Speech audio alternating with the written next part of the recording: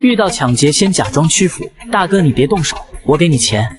然后突然屈膝蓄势，同时嘴里发出狗叫声，再配合上手部的动作，把敌人的注意力放在上面，然后迅速前踢撩裆，前手虚晃，后手拿着之前放在衣服兜里的钥匙扣猛地向前刺出。注意看陈鹤高老师刺的位置很低，难道陈鹤高老师要放对方一马吗？这你可就大错特错了。注意之前陈鹤高老师的踢裆动作，男人在被踢裆后会本能把身体弯曲成虾状，而陈老师向前刺的位置正是敌人弯曲身体后头部的位置，可谓是一击必杀，丝毫不给对手留反击的余地。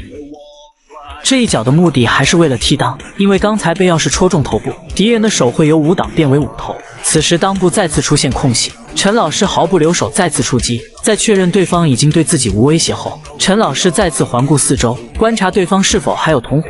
不过就算有同伙，估计也不敢上来帮忙。事后陈老师说，我当时害怕极了，当时的是对自己造成了极大的心理阴影。有很多人好奇，在实战中像陈老师这样出手会不会被判刑？答案是不会。最高检已经明确了正当防卫的界限标准，只要有歹徒持刀威胁你，就可以无限反击，甚至可以追着对方打。但是我建议普通人遇到这种情况，还是要该给钱给钱，实在不行还是先跑为妙，毕竟生命只有一次，没有试错的机会。